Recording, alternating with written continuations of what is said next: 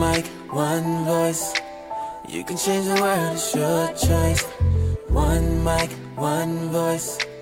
You can change the world, it's your choice. One mic, one voice. You can change the world, it's your choice. One mic, one voice. Welcome to the One Mic, One Voice show, building the collective conscious, a show that is created to give space where your voice, ideas, and informed opinions can be heard, appreciated, and debated. I am Michael Eric Owen. Yeah, you know I'm your homeboy, DT. How you doing today, D? Doing all right, man. Feeling pretty good. Weather's a little chilly, but that's a February for you. We've had some crazy weather here over the course of the entire winter, man. I mean, it's been up and down and all around, and you don't know what to prepare for. I don't know. Is this the typical Oklahoma winter? No, I wouldn't say typical. No, we're actually getting a break from stuff we had in the past, blizzards and ice storms and all that. But I'm still keeping tabs on your grievances based off your origin. Oh, yeah. I'm still waiting to hear you and what you say about the cold weather, because I know that some other listeners are listening to you like, Mike, man, you better stop. You better stop. Mike then got soft, so there's no question about that. The warm weather has definitely, I'm not used to it anymore. And folks, we have a great show today. Our show is titled Why Black History Month. Oh, man, I want to get into this because we got some stuff going on around us, man. I think we've deviated from the original intent of why we have it. And I want to talk a little bit about that as we go on. But I want to go 45ing down the road for a moment here. And we have a video coming up that we want to go ahead and have you listen to. We're going to bring it up here in just a second. And it's important that, man, that we stay attuned to all the craziness that is happening in the White House. I mean, come on. I mean, it's been 1 year, right? And man, it's I don't know if anybody or any company would decide to function in this way, let alone a country. And I'm talking about this guy, Rob Porter, the aide to Donald Trump. And I want to listen to just what we want to listen to the words of his wife. Take a listen. The second ex-wife of Rob Porter explained why she stayed with him in a blog post from April of last year. A little bit of the backstory. They had been married for nearly 4 years before divorcing back in 2013. And I want to read something for you today, because this is Jennifer Willoughby's reasons. And forgive me as there's a little bit of language here, but this is all part of Jennifer's point. So this is what she wrote in her post. The first time he called me an effing bitch was on our honeymoon. I found out years later he had kicked his first wife on theirs. A month later, he physically prevented me from leaving the house. Less than 2 months after that, I filed a protective order with the police because he punched in the glass on our front door while I was locked inside. We bought a house to make up for it. Just after our 1-year anniversary, he pulled me naked and dripping from the shower to yell at me. Everyone loved him. People commented all the time how lucky I was. Strangers complimented him to me every time we went out, but in my home, the abuse was insidious. The threats were personal. The terror was real. And yet, I stayed. When I tried to get help, I was counseled to consider carefully how what I said might affect his career. So, I kept my mouth shut and stayed. I was told, yes, he was deeply flawed, but then again, so was I. And so I worked on myself and I stayed. If he was a monster all the time, perhaps it would have been easier to leave, but he could be kind and sensitive, and so I stayed. He cried and apologized, and so I stayed. He offered to get help and even went to a few counseling sessions and therapy groups, and so I stayed. He belittled my intelligence and destroyed my confidence, and so I stayed.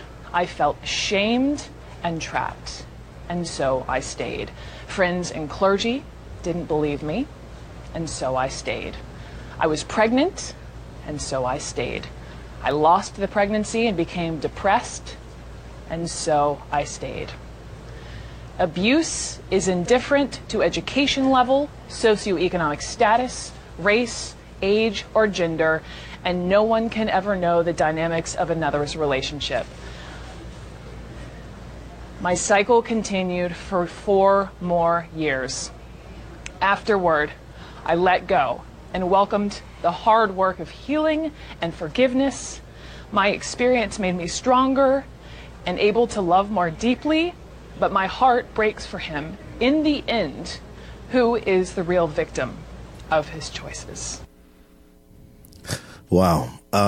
So if you had a chance to listen intently like I did, we just listened to Brooke Baldwin with the words of the ex-aide, soon to be Rob Porter of Mr. Trump's. And what's interesting, though, Mr. Trump doesn't believe these women. He never believes the women. Matter of fact, when he was asked about it, this is what he said. I found out about it very recently, and I was surprised by it. But we certainly wish him well. Obviously, a tough time for him, Trump said, from the Oval Office. He did a very good job, and when he was in the White House, and we hope he has a wonderful, hopefully, he has a great career ahead of him. So, well-wishing. Mm-hmm. Here is a man that has been abusive, not just of one wife, but multiple wives. And he wishes him well. Yeah. Right. All of his future endeavors. And but notice here in October of 2012, you remember the little spat between, and it wasn't a small spat, but between Chris Brown and Rihanna when he was abusive with her. Any type of abuse is wrong, first of all, right? But this is what he had to say in October of 2012. If Rihanna is dating Chris Brown again, then she has a death wish. This is Trump speaking in 2012. A beater is always a beater. Just watch. So what changed? What is the difference between Chris Brown and this Rob Porter? There's one obvious difference, right? Buddies. Okay.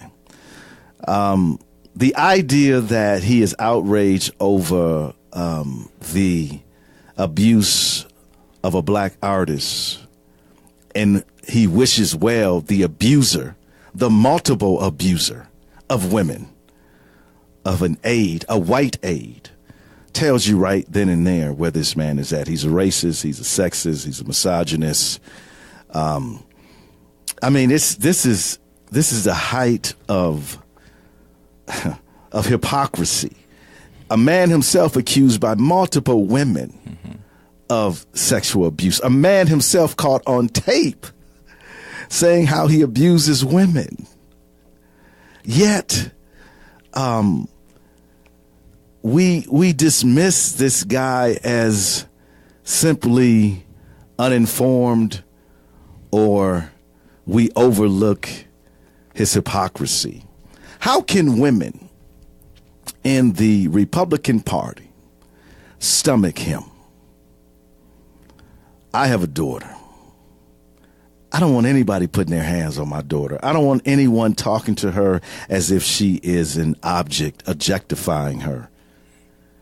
How, as a mother, Kellyanne Conway, how as a mother can you stand up and try to excuse not just the words, but the behavior of this abuser in office? I don't know, folks. I don't know. But man, the roller coaster continues. We are in dire straits when it comes to this administration and the impact, the generational impact it will have moving forward on young girls and young boys, because it sends a message that if you are a young boy, it's okay. It's okay. He might as well said it's okay. We wish him well. It's fine. I hope you have a great career.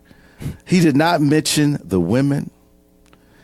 He did not mention how hideous these accusations were. He did not mention how horrible the photo was of this ex-wife. He didn't mention any of that.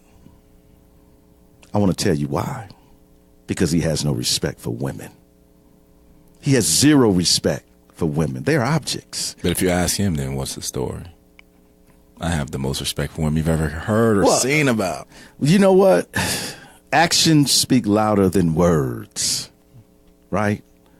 And he has done nothing to make retribution for his Hollywood Access words in which he says that now they're not even him, right?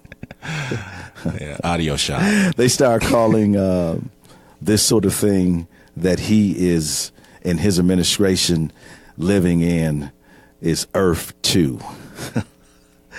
It's a different 2.0. It's a different space, folks. Listen, that's breaking news. Hey, if you love our channel, our YouTube channel, please subscribe and stay tuned. We'll be right back.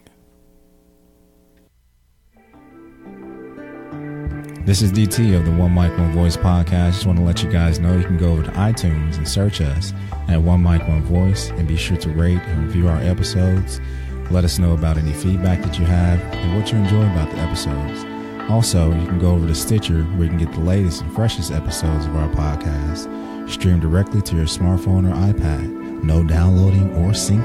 How cool. Real smooth. Also, we'd just like to take the time to thank you for your time and for your energy and for spending time with us as we discuss the historical record of our time.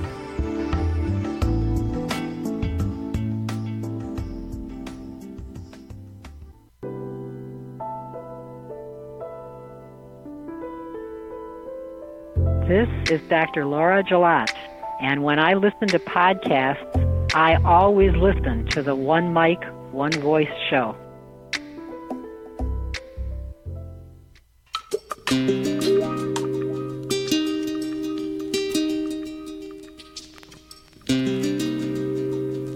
Welcome back, folks. Coming back from the break. Okay. Coming back from the break. Listen, our show today is titled Why Black History Month. Why do we have it? Why do we need it? People will argue that we don't need it. Some will say it's vital to the culture. What are your thoughts, D? Man, I just have to start from where I began. You know, I started kindergarten in a predominantly African-American school. And so Black history was like ingrained and embedded into the culture. You know, that was something that was very highly spoke of. A lot of Black people that I interacted with had a lot of pride in African-American history. And so for me, you know, just having that kind of seed planted for myself, African-American history has been very important. Also being a baby of February, I get to look at myself as somebody a part of that. You know, growing up, I almost felt like it was all about me. Yeah. But, you know, just being able to, you know, learn about the history and about what other Blacks have done, you know, definitely instilled the confidence in me to go on and excel and do different things in my life. So as a cornerstone of just identity in general, I think Black History Month has been something very, very crucial for my mental health. And you know, we're going to get into Carter G. Woodson and the creation of Negro History Week and ultimately Black History Month. However, there's been Black History Month has been the subject of criticism from both blacks and people of other races. Some argue it is unfair to devote an entire month to a single people group. Others contend that we should celebrate Black history throughout the entire year. Setting aside only 1 month, they say, gives people license to neglect the past for the other 11 months. Interesting.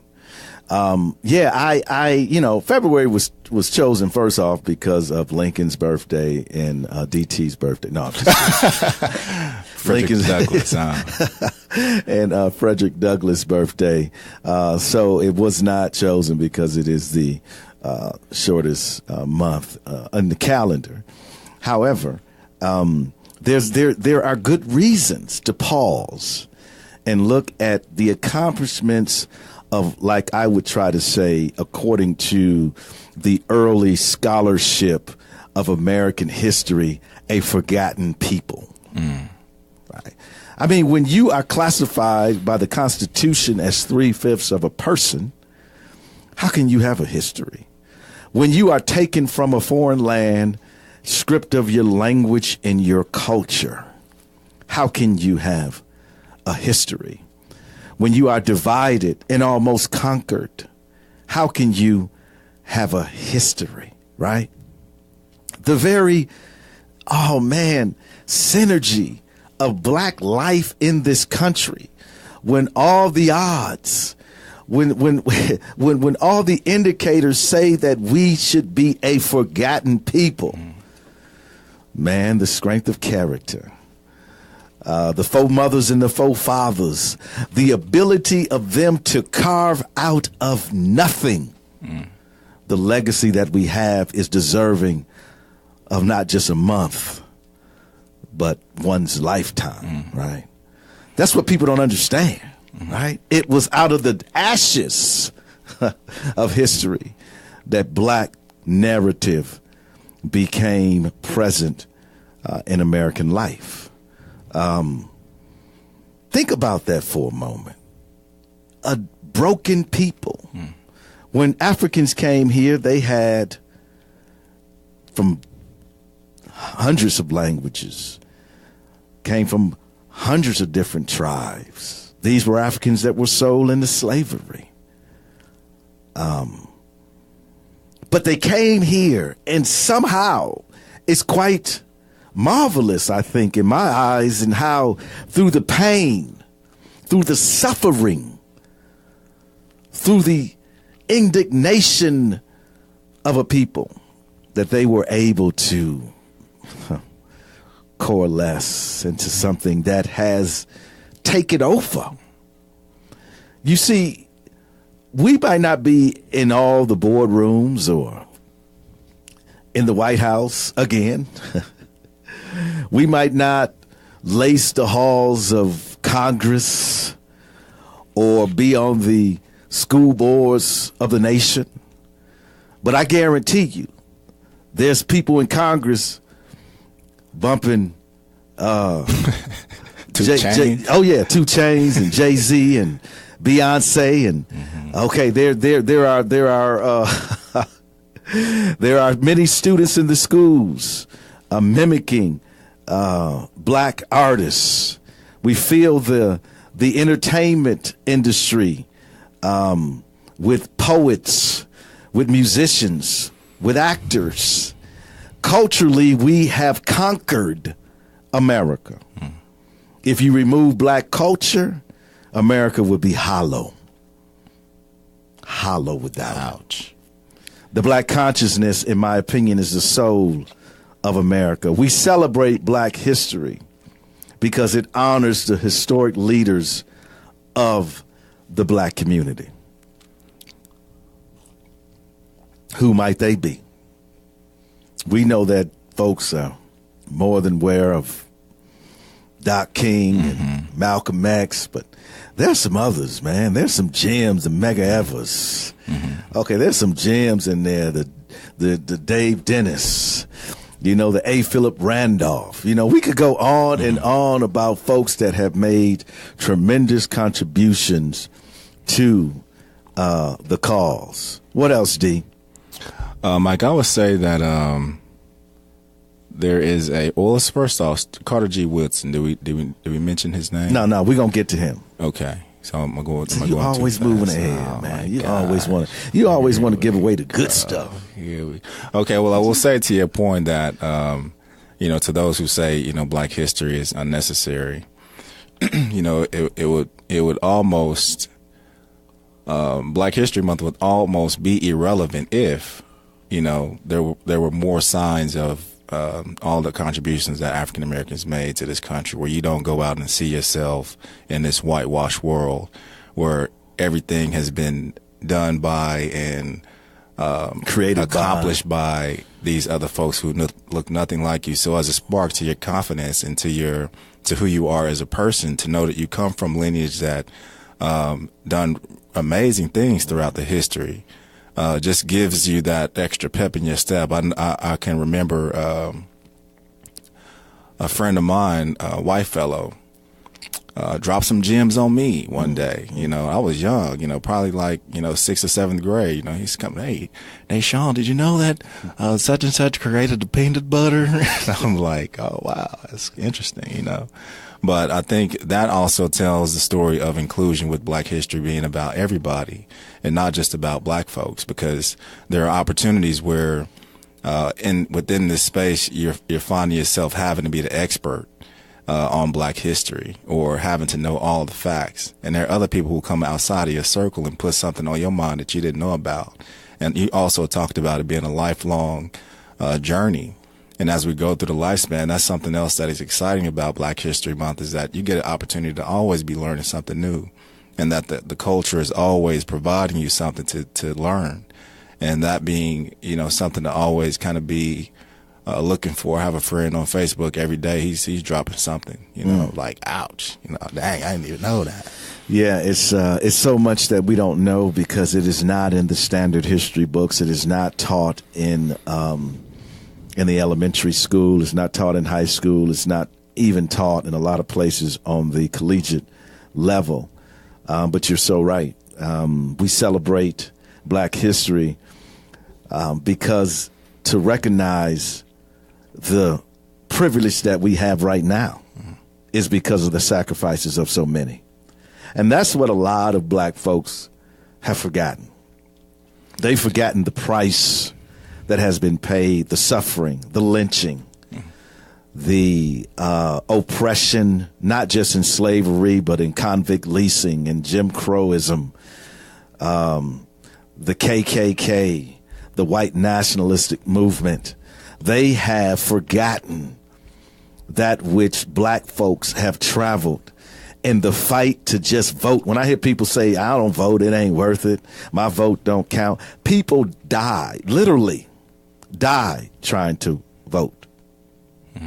Intimidated, lynching folks. Met at the ballot, met at the box. Absolutely. And you can easily walk in and cast your vote and you refuse to. That is a slap in the face of those who paid the ultimate price. We celebrate because we have the opportunity to highlight the best of the history and culture. It's not all about being slaves and downtrodden, destitute people. Broke and disgusted and busted, right? Busted and disgusted. Yes, it's about looking at a people from a positive light. If you look at what is being played out in the media, and social media helps a lot because social media gives us the opportunity to express the positive, to show Black life in a very positive way. Black life and white life are interchangeable. Asian life, Latino life, American life. But when you suppress a group of people who basically the backs of this country was built on, that's why you have to have a Black history. And it also helps us to learn about others who have contributed to Black history. The NAACP was started by just as many white folks as black folks. When you look at the abolitionists and Thaddeus Stevenson and Charles Sumner, these were whites from the East that took the charge for the end of slavery. It helps us all understand. You look at all the Jewish brothers and sisters and white brothers and sisters that participated in the civil rights movement. It gives us all the knowledge of those who have contributed to black life. That you say that, and we had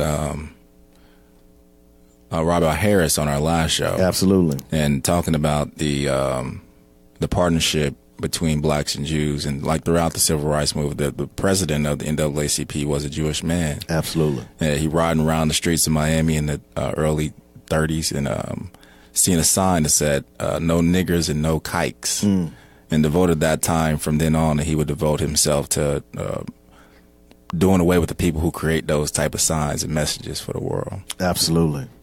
Folks, we're going to take a break here, but I want to say this. The celebration reminds us of all that black history is, and that black history, get this, folks, never forget this. Black history is American history. We'll be right back. This is Richard Taplin, host of Blackest Studios' The Black Box. Join Elijah Bailey and myself as we interview entrepreneurs as they share their stories of passion and how it motivates them to strive forward. We also explore new topics on self-improvement. If you want to listen to our show, simply search Blackened Studios on iTunes, Google Play, Podbean, or Stitcher. And be sure to follow us at Blackened Studios on Facebook, Twitter, and Instagram. And if you want to catch all the shows that record here at Blackened Studios, simply go to the website, blackenedstudios.com. And remember, it's Blackened.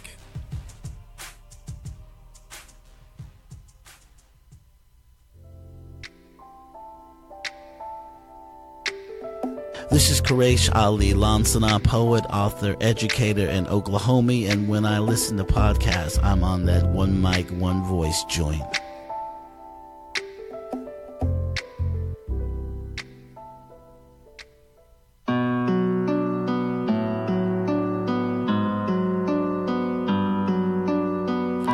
Why is black history important? Why do we celebrate it? Why do we get into it? Why do we recognize it? Why do we live and breathe this month? Yeah, we do. Yes, we do. Man, I'm excited for February, man. I love focusing in all year. You know, I consider myself a pseudo scholar. Some people consider me a scholar, but I tend to focus in on the accomplishments of black folks and writing about black life and exposing it throughout my writings as well as this show. And but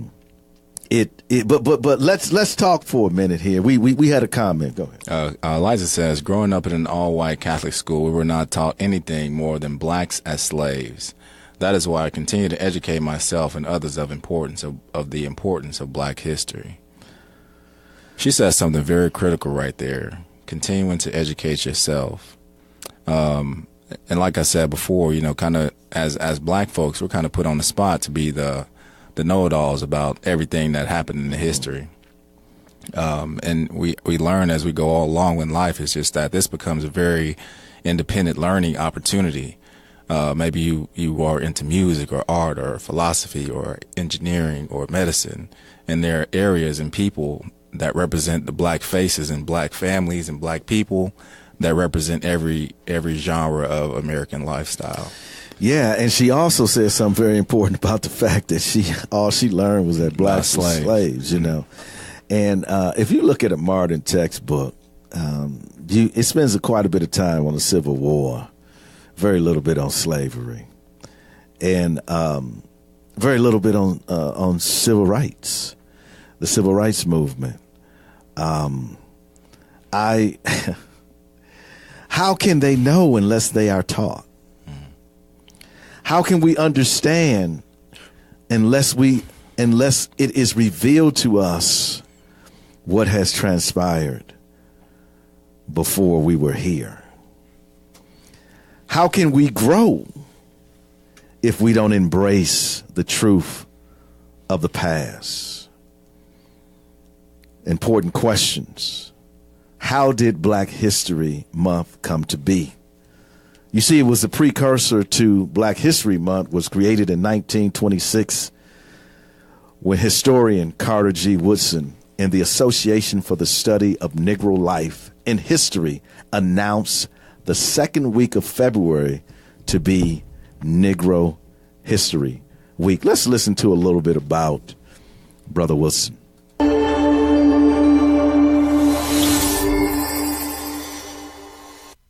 Carter G. Woodson, who was the father of Black history, and how did he change attitudes to race in America? Today's Google Doodle celebrates Black History Month, and Carter G. Woodson 1875 to 1950, the great African-American scholar commonly regarded as the father of Black history. Woodson grew up in rural New Canton, Virginia, in the aftermath of the American Civil War, the son of freed slaves James and Eliza Riddle Woodson. James Woodson, a Union veteran, relocated his young family to Huntington, West Virginia, so that his son could attend a new high school for Black students then under construction, hoping to give Carter the best possible chance of achieving the education he and his wife had been denied. The financial realities of their situation, however, meant that Carter frequently had to miss school to help out on the family farm. Undeterred, the young student taught himself the fundamentals of English, maths and science and became accomplished in those subjects by the age of 17. He was forced to begin work in the coal mines of Fayette County at this point, temporarily frustrating what had been astonishing academic progress. In 1895, age 20, he was able to resume his studies at Douglas High School, in Huntington, and received his diploma in under 2 years. After 3 years of teaching, he returned to Douglas as principal before relocating to the Philippines between 1903 and 1907 to serve as a school supervisor. Woodson's ongoing quest for self-improvement through study saw him earn a Bachelor of Literature degree from Berea College, Kentucky, receive honors from the University of Chicago, and complete a history Ph.D. at Harvard in 1912, indicating a truly voracious appetite for learning.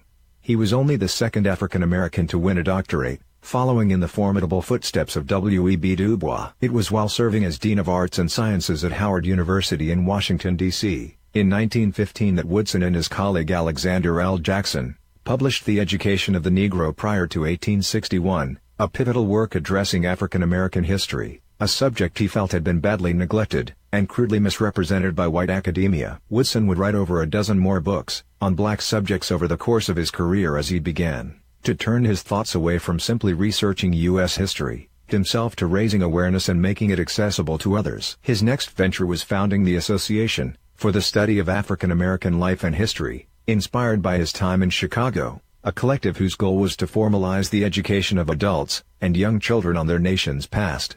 The association duly produced a periodical to support their work, the Journal of Negro History.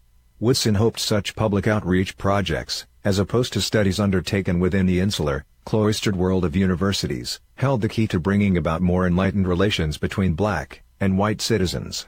Woodson believed that racism could be overcome, and was merely the logical result of tradition, the inevitable outcome of thorough instruction to the effect that the Negro has never contributed anything to the progress of mankind. In 1926, he was involved in promoting Negro History Week in Washington, D.C., the forerunner to Black History Month.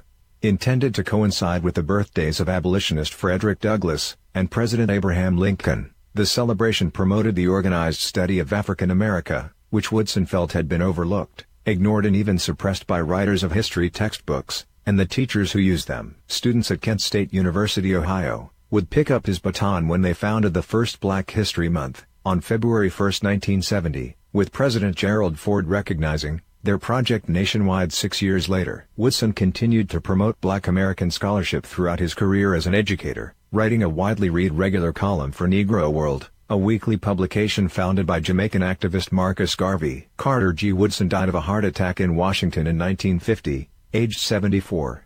His proud example set the stage for the heroes of the civil rights movement, and he is rightly remembered to this day as a remarkable man and a true pioneer. Pillar. Truly a pillar through which all African Americans study, knowledge, scholarship moves on from, holds on to. self-taught, man. Harvard trained historian. I realized he got his high school diploma at the age of 22. Well, you know, when you're not able to attend school in the traditional way, think about John Lynch. He was the first congressman to serve in the Congress. John Lynch, the story says that he sat outside of the schoolhouse listening to the white students being taught. That's how he learned to read.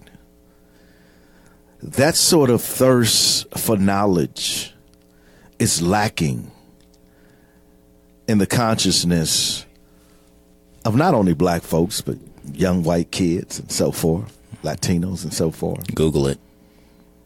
Yeah, let's just do that. I mean, the reality is these are examples. I mean, he was not just the father of Negro Week, and his work led to Black History Month, but his tenacity toward knowledge has been lost. His desire to be the best that he could be, to learn the most that he could learn, and looking around himself and realizing that black life was being suppressed. Black accomplishments were not being recognized, were not being talked about or written about. And for him to take on that burden himself. Taught himself English. For him to take on the weight of that is remarkable. I want to read a little passage he wrote here. This is from the Association for the Study of Negro Life and History, Incorporated. It says, it's to Mr. Thomas Barnes. It said, "My dear Mr. Barnes, why establish a home study department? What need is there for such an effort? Why not let the established schools do this work? The answer is simple and clear. Recently, a Negro instructor in a college was asked to give a course in Negro history. He treated the request as a joke. He has been well instructed in the story of the Hebrews, the Greeks, and the Romans. He has made a special study of the achievements of Europeans and Americans.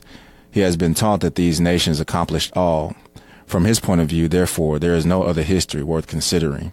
The fact is that the so-called history teaching in our schools and colleges is downright propaganda, an effort to praise one race and to decry the other, to justify social repression and exploitation.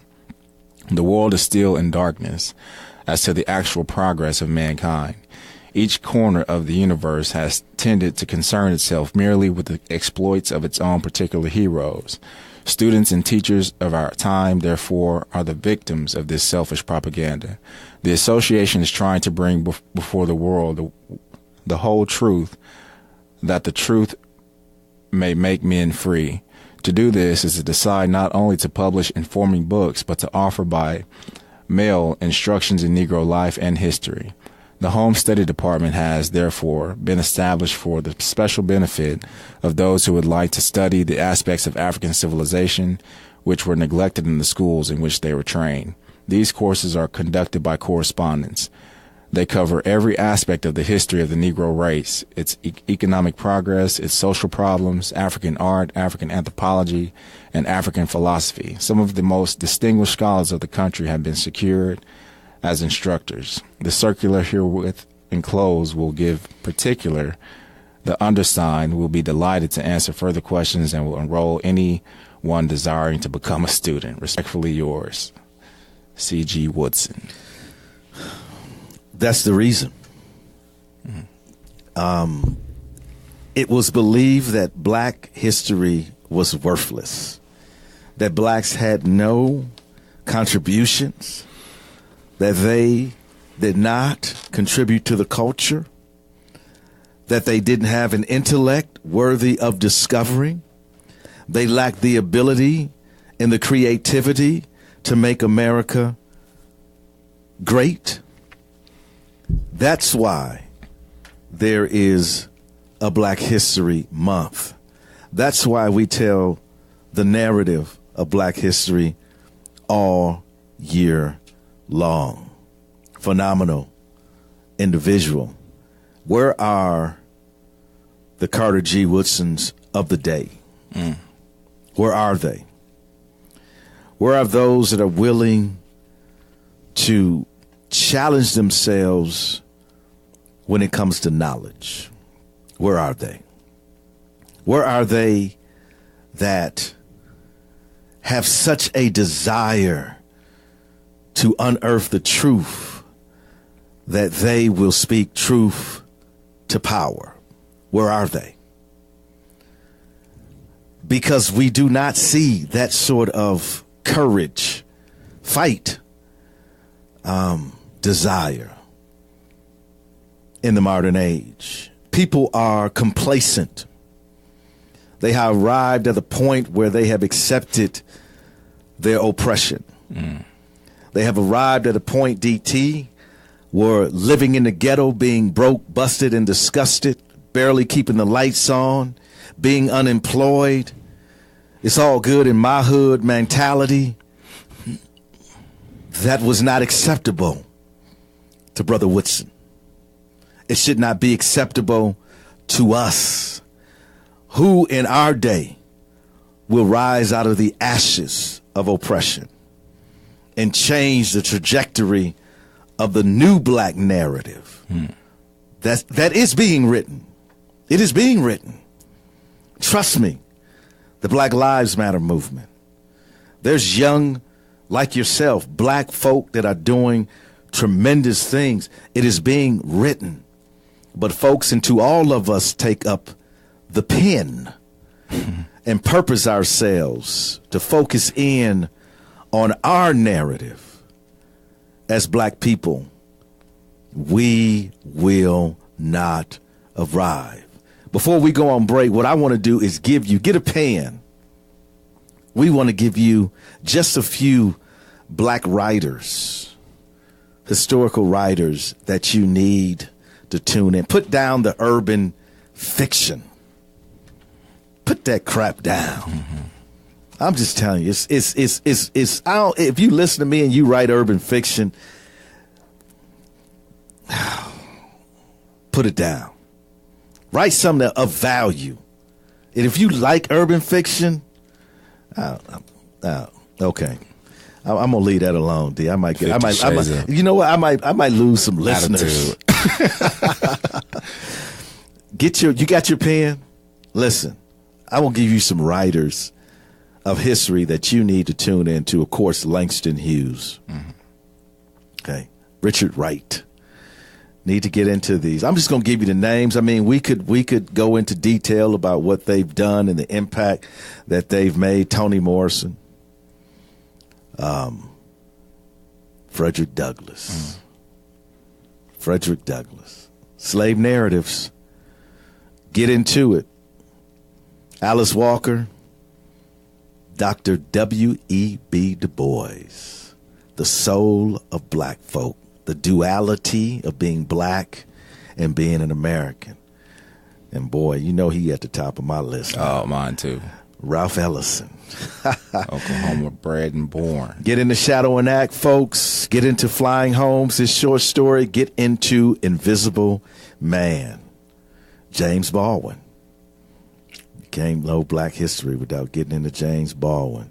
And I'm going to add another name to this list. John Hope Franklin. You got to get into John Hope. He's also from Oklahoma, from Rentersville, Oklahoma. The most decorated Black let me back up. I messed up. The most decorated historian of all time is John Hope Franklin. All you got to do is Google him. Okay. All you have to do is Google. He's got the John Hope Franklin Center in Tulsa. He's got a park in Tulsa. He's got the Von Hope Franklin Center in Duke, North Carolina. Listen, folks, these are writers that you need to get into. We're going to take our last break. We're almost done, but D's got some things coming up. He's got some voices out there that we want to hear. History of the people. Folks, we'll be right back.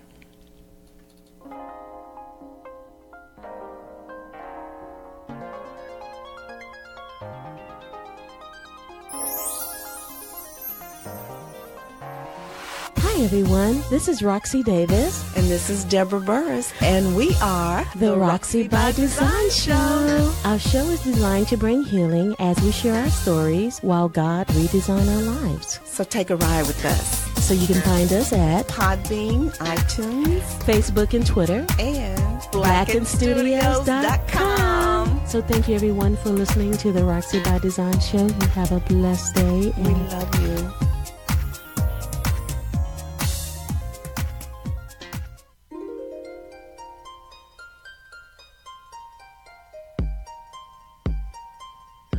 Thank you for downloading this episode.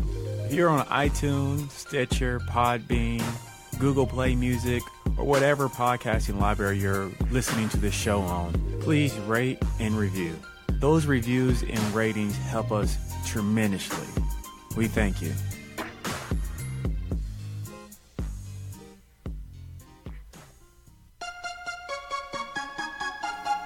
Oh, man. We like that 747. It take a while to get down. You know what I mean? We slowly descending down, folks. Why is Black history so important? Well, we want to hear from you, D. Take it. All right, so we pose a question, just asking our general listeners, what is the importance of Black history? Are there any contributions personally that they've made in their own families? First to go to college, first to be married, first to this or that. And so we had a few responses. Jared from Texas says, Black History Month was really influential to me as a child. So they kept talking about the same black folks. And I did my own research, finding out that a lot of our history turned into his story to paint the picture that we originated from slavery. As far as black greats in my family, I can't really name a first to do anything. I mean, me, my dad, grandfathers, and grandmother are the only ones that I know of to graduate from high school and to forego or drop out of college, as well as my other folks graduated from colleges and got masters or are currently going through their masters. And marriage hasn't been popular in my family, yet when we do, those relationships tend to take on 30 years or more, depending on the individual. I mean, we haven't had two marriages that lasted less than 4 years, but that was military married and young pregnant guilt marriage. Most of my uncles was military. My granddad on my mother's side was a World War I and II veteran, and a gangster. Both of my grandfathers were gangsters, down south, born and bred, but that's all I can think of right now. All right. Thank you, Jared, for sharing with us. I got another. Larry says that Black history will always be important because it shows and tells people about the history from views of people that actually lived back then when it was really bad. It also shows how the world is still growing to understand the importance of equality and how things haven't always been that way and still growing. It also helps us to remember all the great contributions throughout our nation's history that African Americans have done. It also shows that we as African Americans need to stand more united together to fight for what we still believe in this country. I was the only child out of 4 of my mother's children to graduate from high school and college. I was the only child out of 9 of my father's kids to go to college and graduate. I was the only male out of 4 of my father's sons to graduate from high school and college. Yes, I have been to jail, but I have learned from those mistakes and always told myself I would do better, which I am currently doing. Coming from a family of drug dealers, strippers, prostitutes, and etc., I thank God every day that he has blessed me because I could have been dead or locked up. Joe, Oklahoma City, says, Black history will always be important topic in my home, and my children will know their history and our history. As we all know, is something that is not covered intensively in traditional schools. As I reflect through this month, my focus has been on developing a better understanding of self and how I can do more for the generation that will follow me. to my knowledge, I believe we may all be first-generation students, but I can't speak for all of you guys. But even though I was the first-generation student, my parents didn't give me an option. I was going to college. Okay. And he goes on to say that there was a coach who inspired him to get his college degree and become a college student. All right. Those are great comments, man. One more? Yes, sir. Go for it.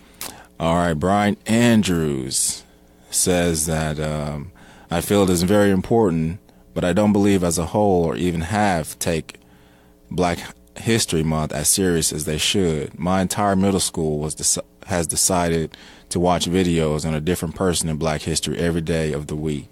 Short video, but it's something.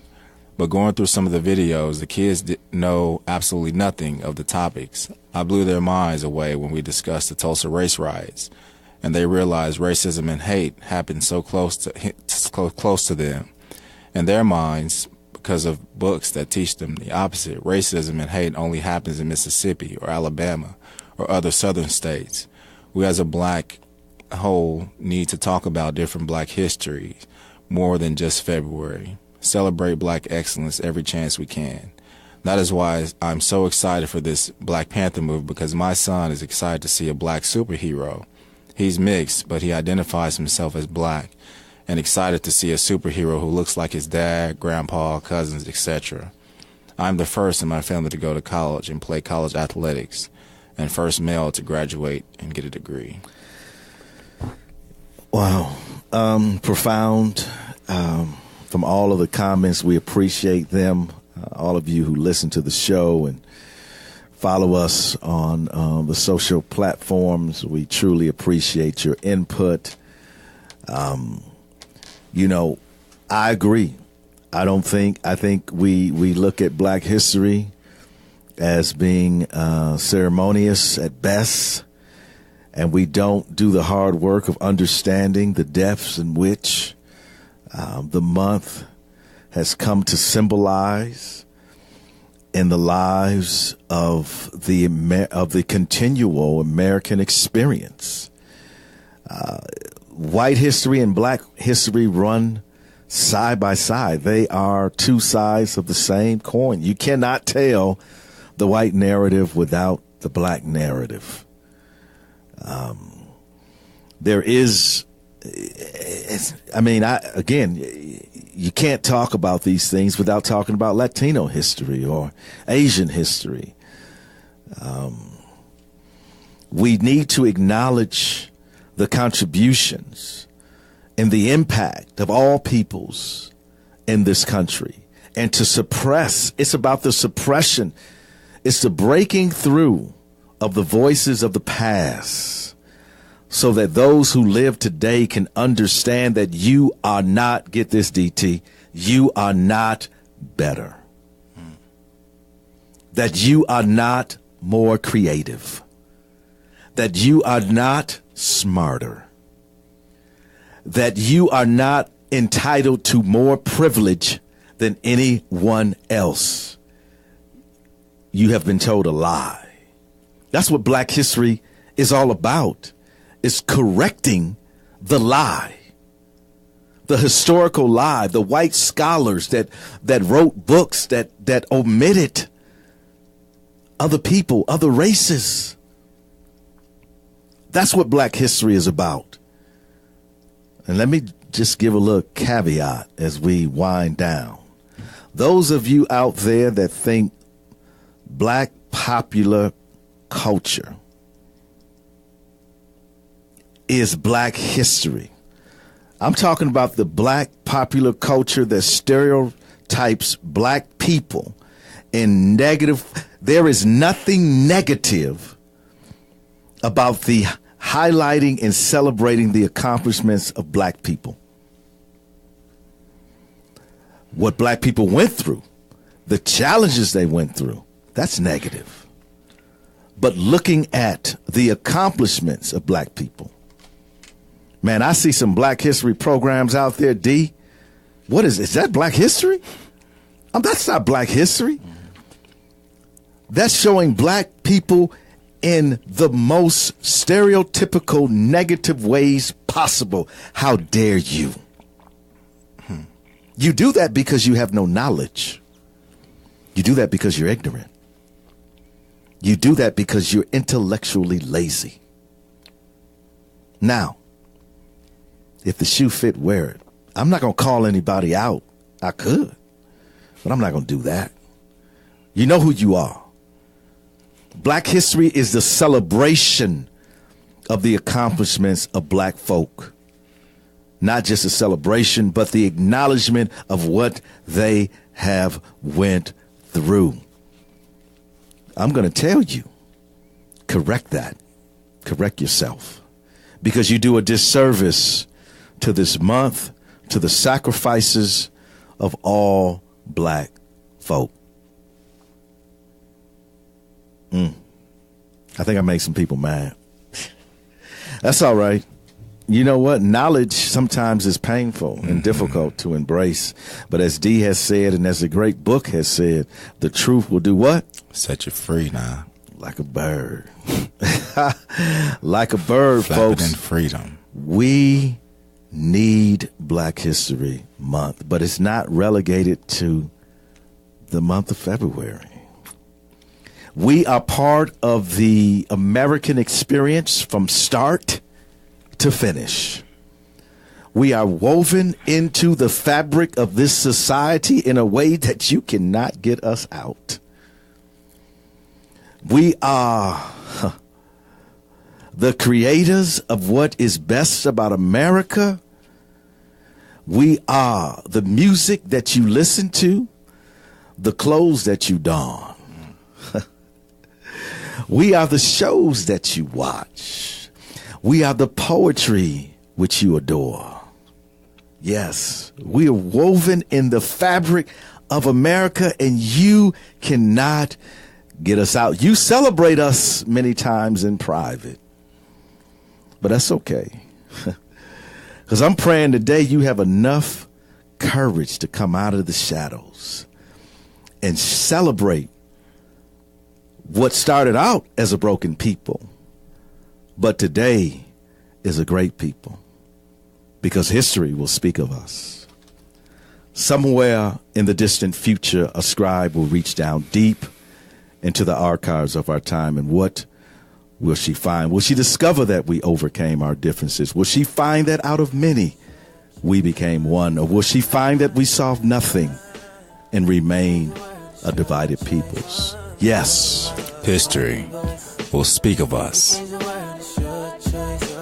We can make a difference if we try. We can beat the change that's in our lives. All we gotta do is work together.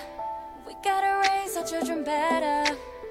We gotta stop the hate, and spread the love. One mic, one voice. You can change the world, it's your choice. One mic, one voice. You can change the world, it's your choice. One mic, one voice. You can change the world, it's your choice. One mic, one voice. You can change the world, it's your choice.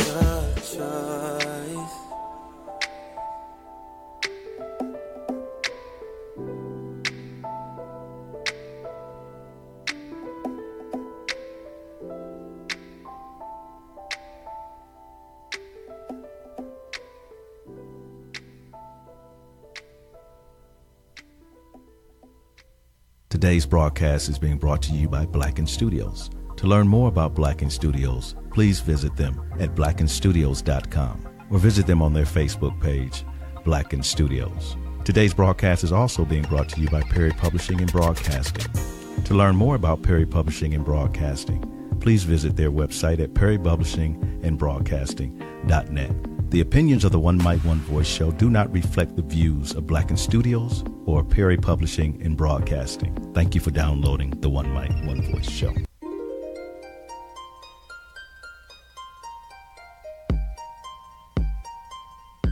Thank you for downloading this episode. Here on iTunes, Stitcher, Podbean, Google Play Music, or whatever podcasting library you're listening to this show on, please rate and review. Those reviews and ratings help us tremendously. We thank you.